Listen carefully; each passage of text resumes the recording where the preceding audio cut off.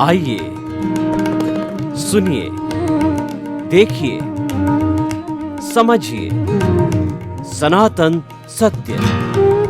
जैसी दृष्टि वैसी सृष्टि, दृष्टि विज्ञान। कुदरत, कुदरती रचना एवं कुदरत के कानून से शाश्वत सुख की प्राप्ति। जोधपुर के परम पूज्य महात्मा उपासक प्रोफेसर डॉक्टर सोहन राज तातेड़ के निर्देशन में सनातन सत्य। जैसी दृष्टि वैसी सृष्टि, दृष्टि विज्ञान।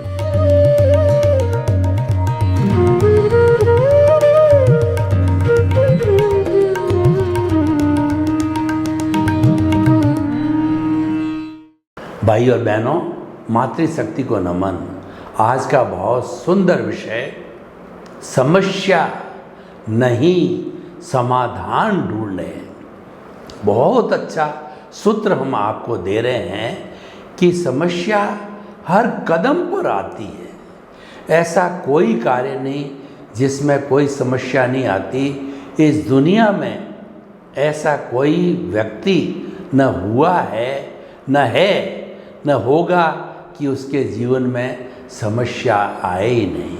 देखिए, भगवान बुद्ध ने क्या कहा कि sorrow is omnipresent, the cause of sorrow is there, the cause of the sorrow is wishes. If you vanish all the wishes, you can get the permanent pleasure, salvation, emancipation, free from all the bondage. जीवन में समस्या है तो उसका समाधान भी है। हर समस्या के भीतर समाधान छुपा हुआ है। एक भौरा है, वो काले रंग का है, लेकिन इस दुनिया में मुख्य 5 तरह के कलर होते हैं: काला, पीला, नीला, सफ़ेद और हरा। वो काला कलर है, वो डोमिनेंट है भौरे का, लेकिन 4 कलर छुपे हुए हैं। ऐसा कभी नहीं होता है कि जो है दूसरी चीज़ें जो एग्जिस्ट करती है उसका अस्तित्व नहीं है। ऐसा नहीं होता है। अस्तित्व होता है, कोई डोमिनेंट होता है और कोई हिडन होता है। अगर समस्या आती है तो ये मान के चलिए इसका समाधान हिडन है। वो हमारे पास पैनी नज़र होनी चाहिए कि मैं उस समाधान को हम ढूंढ सकें। तो कहने का अर्थ ये है कि चिंता नहीं चिंतन करो, व्यथा नहीं व्यवस्था करो, प्रशंसा नहीं प्रस्तुति करो। आप जो है चिंता मत कीजिए, चिंतन कीजिए। जो समस्या आ गई है, आप चिंतन करने बैठ गए, अब क्या होगा, अब कैसे करें, अब किस तरीके से हमारा जीवन चलेगा। ऐसा सोचने की ज़रूरत नहीं है। आप तो चिंतन करो कि इस समस्या से कैसे निजात पा सकते हैं। व्यथा नहीं व्यवस्था करो। मात्र जो है व्यथा करने से, दुख करने से समाधान नहीं आएगा। समाधान तो ढूंढने से आएगा, पुरुषार्थ से आएगा, प्रयास करने से आएगा, श्रम करने से आएगा और ज़रूर आएगा। प्रशंसा नहीं प्रस्तुति करो। मान लिया आप अच्छे व्यक्ति है, आप गुणशील व्यक्ति है, लेकिन अपने मियाँ मिट्टू बनने लगे कि मैं अच्छा हूँ। खाली प्रशंसा करने से क्या होगा? आपके जो गुण हैं उसकी प्रस्तुति करो। लोग अपने आप कहेंगे आप गुणी व्यक्ति हो, आपको प्रशंसा करने की आवश्यकता ही नहीं रहेगी।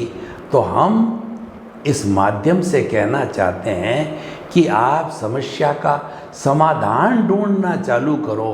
वह हिडन है, ढूंढोगे तो ज़रूर मिलेगा। हम कुछ उदाहरण दे रहे हैं। जैसे कि मान लीजिए कि हमारे व्यापार में घाटा हो गया तो और हमको नुकसान हो गया, ये समस्या पैदा हो गई। चलते चलते अच्छा बिजनेस चल रहा था और अब जो नुकसान हो गया, तो मात्र चिंता करने से क्या होगा? चिंता चिता से बुरी है। अकेला आप चिंता करने लग जाओगे तो वह आपको भीतर ही भीतर कुतर देगी। जो चिता होती है वह तो व्यक्ति को एक बार जलाती है, लेकिन चिंता है व्यक्ति को हर क्षण जलाती रहती है और वह व्यक्ति जल कर के भीतर ही भीतर राख हो जाता है। तो अब देखिए कि हमारे जो है वो घाटा लग गया। अब आप उसका समाधान ढूंढो कि किस तरीके से हम प्रॉफिट में आएं। उसके लिए आप थोड़ा चिंतन कीजिए कि किन किन गलतियों की वजह से हमारे घाटा लगा। आपको कारण सामने आएंगे कि हमने जो पैसा उधार दे दिया, दूसरा पड़ोसी के जो दुकान से कंपटीशन करने की वजह से हमने जो है बिना मुनाफा कमाए नुकसान के अंदर कपड़ा बेच दिया, और तीसरा हमने समय से पेमेंट नहीं भेजा तो हमारे माल आना बंद हो गया और ग्राहक टूटने लग गए।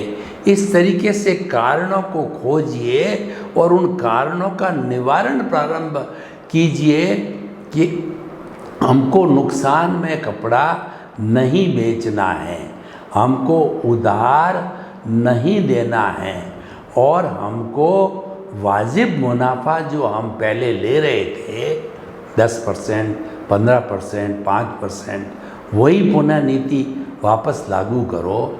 तो ये जब नीतियाँ वापस लागू करके हम उसी स्थान पे, उसी धंधे में पॉलिसी चेंज करके हम वापस जो धंधा चालू करते हैं, हमारा समय अच्छा आता है, पुण्योदय आता है, तो हम पहले पूर्व की स्थिति से कई गुना और ऊपर चले जाते हैं।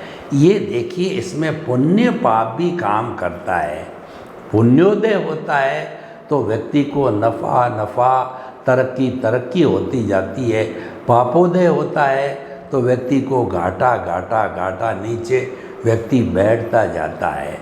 तो इस तरीके से जो है हमने समस्या समस्या चिल्लाने की बजाय, चिंता करने की बजाय, दुख करने की बजाय तुरंत समाधान ढूंढा और उससे तुरंत निजान पा ली। एक लड़का है जो कि समझता ये है कि मैं तो फर्स्ट पोजीशन में आऊँगा, अच्छे डिवीज़न को प्राप्त करूँगा, पढ़ाई भी करता है, लेकिन नियत्या का योग है, वह फेल भी हो जाता है, कुछ कारण बन जाते हैं, एक आध पेपर मिस कर देता है, बीमार पड़ जाता है, तो फिर वो उसका रिज़ल्ट आया तो फर्स्ट पोजीशन तो दूर रही, वो तो फेल हो गया।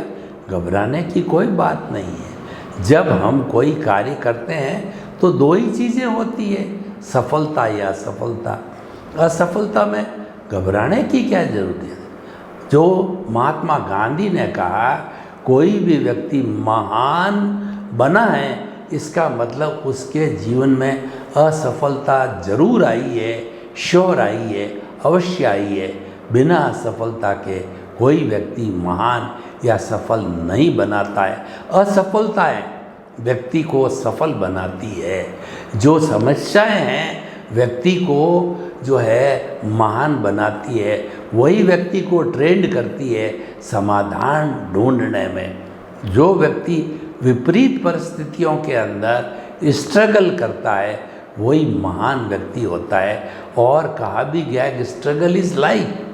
जो व्यक्ति संघर्ष नहीं करता है वो व्यक्ति कभी भी महान नहीं बनता है। आपने देखा होगा बड़े बड़े कुबेरपतियों के जो बच्चे होते हैं वो कोई बड़ा कार्य नहीं कर पाते हैं, वो तो अपने पिता की संपत्ति को एंजॉय करते हैं, मौज मज़ा और मस्ती करते हैं। और बेचारे बाबा साहेब अम्बेडकर, स्वामी विवेकानंद, दयानंद सरस्वती, महात्मा गांधी, छत्रपति शिवाजी, तात्या टोपे, किन किन का नाम लूँ, उन लोगों ने कड़े से कड़े जो है रानी अहिल्या, कड़े से कड़े संघर्ष किए और उस संघर्षों के अंदर, समस्याओं के अंदर घबराए नहीं और हर समस्या में छिपे हुए समाधान को बड़ा जो है वो मध्यस्थ भाव में रह कर के वो संतुलित तरीके से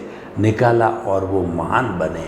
तो आज का विषय हमको जो है उत्साह पैदा करता है, हमको पॉजिटिव थिंकिंग बताता है, हमारे को जीवन के गुर देता है कि समस्याओं के अंदर समाधान को ढूंढो, समस्या मूलक मत बनो, समाधान मूलक बनो। कई बार क्या होता है कि कोई भी तकलीफ़ आती है तो कुछ कहना चाहिए जेलेसी रखने वाला, और जो है जो कहना चाहिए उस व्यक्ति को गिराने वाला व्यक्ति वो समस्या मूलक बनता है और समस्या पैदा करता है, उसको और नर्वस करता है, उसका हेल्प करने की बजाय उसको तोड़ता है। ऐसे लोग भी होते हैं। तो हम आपको कहना चाहते हैं कि ऐसे लोगों से दूर रहिए।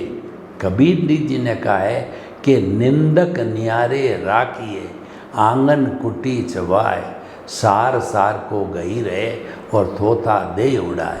हमारा जो निंदक होता है उसको भी हमें पास में रखना चाहिए, वो हमें समाधान बताता है।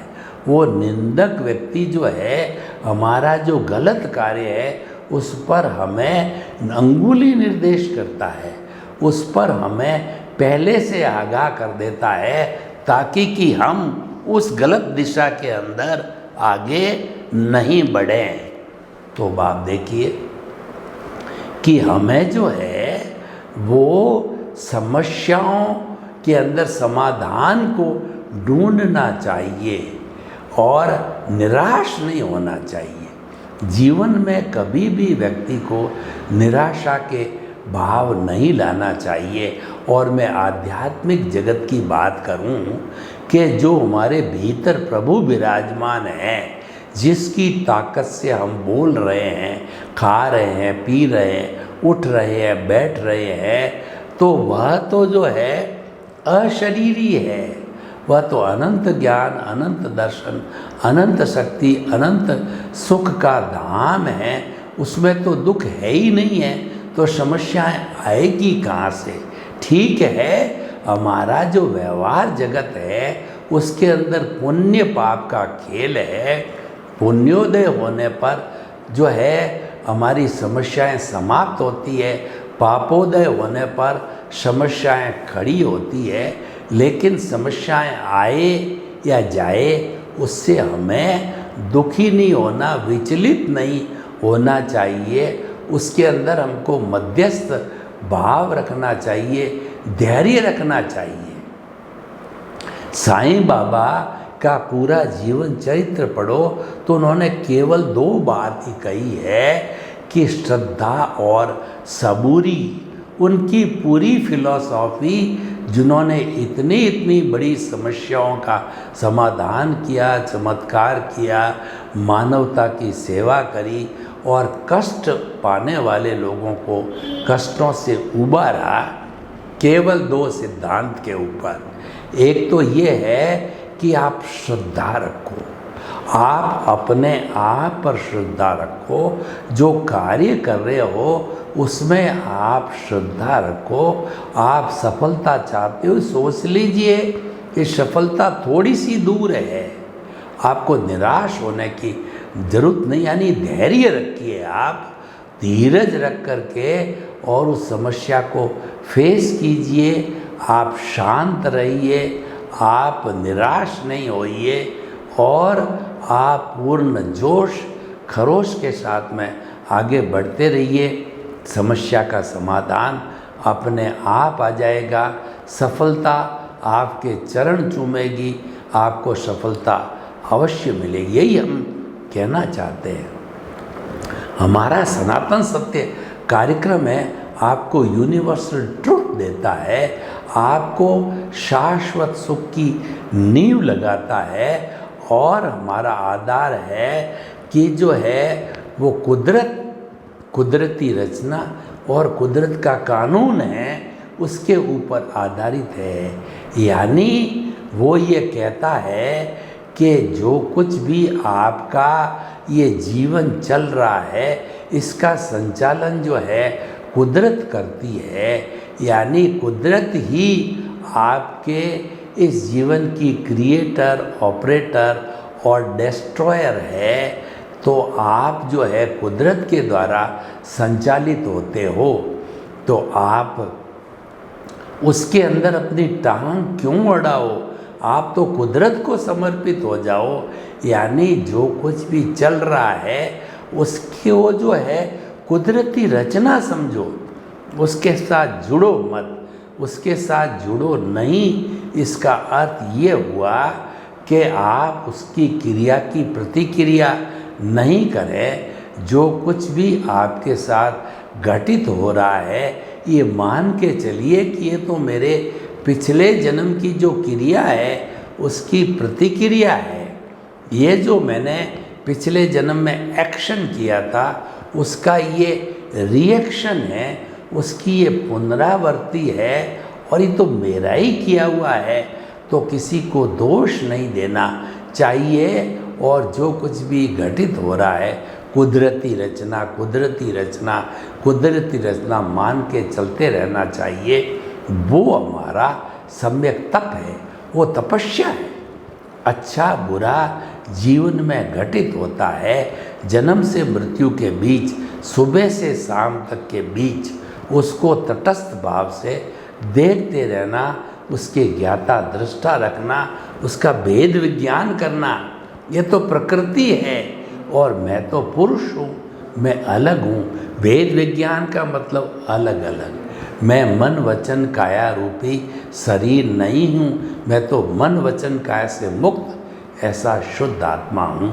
ये भेद विज्ञान करते हैं, ये जुदापन की जागृति करते हैं कि मेरा व्यवहार जगत अलग है, मेरा निश्चय जगत तो मैं शुद्ध आत्मा हूँ, मैं तो मन वचन काया से मुक्त ऐसा शुद्ध आत्मा हूँ। और ये मन वचन काया तो कुदरती रचना है, इसका नियंत्रण मेरे हाथ में नहीं है, मेरा किया हुआ है, इसकी संचालक कुदरत है।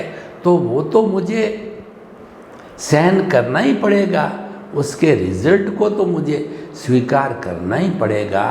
तो उस पर कोई भी रिएक्शन नहीं करना, उसको कुदरती रचना मानते जाना, तो आपको कोई तरह का कष्ट नहीं होगा।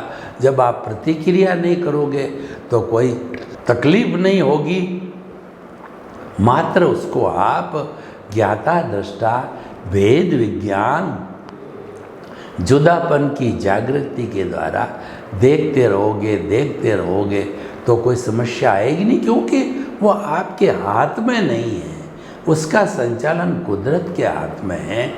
ऐसा करने से आपका जितना भी जो चार्ज होके आया था वह धीरे धीरे डिस्चार्ज होकर के बर्फ़ की तरह पिघल जाएगा और आपका शुद्धिकरण हो जाएगा। तो हम आपको ये बताना चाहते हैं, समस्या से घबराओ मत। देखिए अंधेरा होता है और व्यक्ति जो है घबराने लग जाता है, भूत चिंतन करने लग जाता है, बोलने लग जाता है, चिल्लाने लगता है। तो भूत कोई दिखता थोड़ा ही है, भूत अगर है तो उसका मुकाबला करो, भूत भाग जाएगा। भूत है नहीं, ये कल्पना है। सुख और दुख वास्तव में उसका कोई अस्तित्व नहीं है, ये मानव की एक कल्पना मात्र है। सुख बाहर है ही नहीं, लेकिन आपने आरोपण कर लिया कपड़े में सुख है, धन में सुख है, स्त्री में सुख है, भोजन में सुख है, पद प्रतिष्ठा, मकान, रोटी, कपड़ा, मकान, शिक्षा, चिकित्सा, सब में सुख है। आपकी ये भ्रांत मान्यता है। आपको अपनी मान्यता को बदलना है, रॉन्ग बिलीफ को राइट बिलीफ में बदलना है कि सुख तो मेरे भीतर विराजमान शुद्ध आत्मा भगवान का लक्षण है, वो तो भीतर है। एक हिरण होता है तो उसकी नाभि में कस्तूरी होती है, तो वह उस कस्तूरी की महक को सूंघ करके इधर भागता है उधर भागता है और वो मृग तृष्णा करता है, वो भागता ही रहता है, तब कोई ज्ञानी पुरुष उसको बताता है ये सुगंध तो तेरी नाभि के अंदर कस्तूरी है, कस्तूरी की आ रही है, तब उसको मालूम होता है। तो वास्तव में हम सब मृग तृष्णा से वशीभूत होकर के, रॉन्ग बिलीफ के वशीभूत होकर के सुख को बाहर ढूंढ रहे हैं। सुख बाहर उसका अस्तित्व है ही नहीं, सुख तो हमारी आत्मा का लक्षण और गुण है। तो भाई और बहनों, व्यवहार जगत में आने वाली समस्याओं से घबराओ मत, उसका समाधान ढूंढो गहराई में। और अगर समाधान आपको मिल नहीं रहा है तो आप शांत होकर के बैठ जाइए। मैं आपको एक प्रयोग कराता हूँ, प्रयोग करके आप देख लीजिए। आंखें कोमलता से बंद और रीढ़ की हड्डी एंटीना की तरह सीधी रहे और हाथ की जो अंगुलियां हैं, हथेलियां हैं, वो ध्यान मुद्रा में आ जाए। आप जिसमें आराम से बैठ सकते हो, 5-10 मिनट के लिए सुखासन, पद्मासन, उस आसन में बैठ जाइए। अब मैं आपको थोड़ा सा कायोत्सर कराता हूँ। पहले पूरे शरीर के अंदर चित्त को घुमाइए, ऑटो सजेशन दीजिए। पूरा शरीर एक एक कोशिका शिथिल हो जाए। ऑटो सजेशन, शरीर की 60 खरब कोशिकाएं शिथिल हो जाए। अनुभव कीजिए पूरा शरीर शिथिल हो रहा है। अनुभव कीजिए पूरा शरीर शिथिल हो गया है। मेरा पूरा शरीर रुई की भांति हल्का हो रहा है।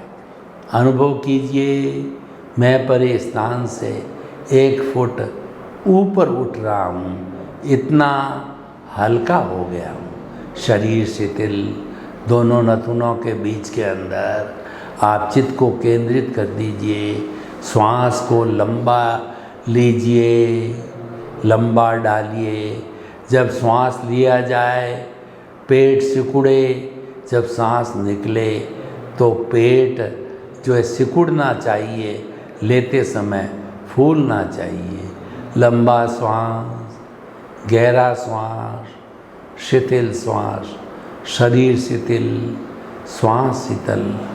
अब आपका जो आज्ञा चक्र है, दोनों भ्रुकुटियों के बीच में जो दर्शन केंद्र है, उस केंद्र पर श्वास के साथ में गुलाबी रंग के परमाणुओं को खींचिए और दोनों भ्रुकुटियों के बीच में आज्ञा चक्र दर्शन केंद्र पर एक गोला बन गया है, चमकता हुआ गुलाबी रंग। ये प्रभु परमात्मा ईश्वर के भीतर जाने का रास्ता है। आप भीतर जाइए, भीतर जाइए। कितने गेट लगे हुए हैं, जैसे कोई बड़ा व्यक्ति आता है, गेट के भीतर गेट, गेट के भीतर गेट। और आगे देखिए प्रतीक के रूप में 3 बड़ी बड़ी पट्टियाँ जो शिव भक्त होते हैं, 3 जो है वो अपने ललाट पर रेखाएं खींचते हैं तो 3 पट्टियाँ नज़र आ रही है।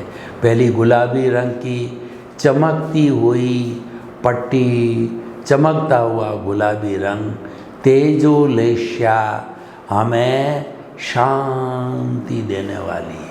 दूसरी चमकती हुई हल्दी कलर की पीली पट्टी जो है वो हमें आनंद देने वाली। तीसरी वाइट ट्यूबलाइट की तरह चमकती हुई वाइट पट्टी हमको पवित्रता देने वाली। तेजो पद्म शुक्ल लेशाएँ प्रतीक रूप में प्रभु है, क्योंकि प्रभु तो अशरीरी दिखाई नहीं देते हैं, लेकिन उनकी ताकत से मैं बोल रहा हूँ, ध्यान कर रहा हूँ, उनके दर्शन कर रहा हूँ, उनके भीतर जा रहा हूँ मैं और मेरा प्रभु को नमस्कार कीजिए, प्रणाम कीजिए और प्रभु के चरणों में निवेदन कीजिए कि प्रभु मेरे समस्या आ गई है व्यवहार जगत के अंदर, चलते चलते मेरे धंधे में बड़ा घाटा लग गया है। प्रभु आप मुझे समाधान दीजिए कि मैं इस घाटे की पूर्ति कैसे कर सकता हूँ ताकि मैं साहूकार बना रहूँ। प्रभु से आपने एक बार वार्ता की, 2 बार किया, 3 बार किया और प्रभु ने समाधान दिया कि उन कारणों को ढूंढो जिस कारण तुम्हारे घाटा लगा। एक एक कारण को आपने ढूंढा, उधार दिया और ज़्यादा लोभ करके ज़्यादा मुनाफा कमाने की कोशिश की, या जो है पड़ोसी का जो मेरा सेम धंधा करने वाला है उससे व्यर्थ जो है कंपटीशन करके घाटे में कपड़ा बेचा है। कारणों की सूची तैयार हो गई। प्रभु ने कहा कि इन कारणों का निवारण करो, तथास्तु। प्रभु से समाधान मिला, समस्या का समाधान प्रभु ने दिया। प्रभु की कृपा हुई, प्रभु के दर्शन हुए और प्रभु के प्रति कृतज्ञता ज्ञापित करो। प्रभु ने हमारे को आशीर्वाद दिया और धीरे धीरे आप पुनः अपने मूल स्वरूप में आइए। आप धीरे धीरे आँखें खोलिए, देखिए श्वास भारी हो रहा है, शरीर भारी हो रहा है। आँखें खोलिए, प्रभु का जो आशीर्वाद आपको मिला आपकी हथेलियों पे आ गया है, उस आशीर्वाद को आपने अपने सिर पर 3 बार लगाइए। जीवन में कोई भी समस्या आए, आप ध्यान करके एक निश्चल बच्चे की तरह, जैसे बच्चा माँ की गोद में जा कर के और माँ से जो है प्रार्थना करता है कि माँ मुझे भूख लगी है, मेरे दर्द है, मेरे ये समस्या है, तो माँ उसका तुरंत समाधान देती है। तो भीतर हमारी माँ विराजमान है, हमारा अस्तित्व तो भीतर है, वही भगवान है, वही मैं हूँ और वही आप है। इससे बढ़ कर के कोई देवता नहीं है, इससे बढ़ के दुनिया में आपके लिए कोई शक्ति नहीं है। दुनिया का बड़ा से बड़ा अगर कोई देवता आपका कोई नुकसान नहीं कर सकता, आपको कोई लाभ नहीं दे सकता, आपको लाभ देने वाला आपका प्रभु है। तो हम आपको इस एपिसोड के माध्यम से बताना चाहते हैं, समस्या आना स्वाभाविक है। जीवन समस्याओं से भरा हुआ है। निराश नहीं होकर के, समाधान मध्यस्थ होकर के धैर्य के साथ खोजिए और समाधान पाइए। सर्वे भवन्तु सुखिनः, सर्वे सन्तु निरामया। लोक के सब जीवों को सुख मिले, शांति मिले, आनंद मिले, प्रेम मिले, उनके जीवन की सभी समस्याओं का समाधान हो। आपके प्रति मंगल भावना।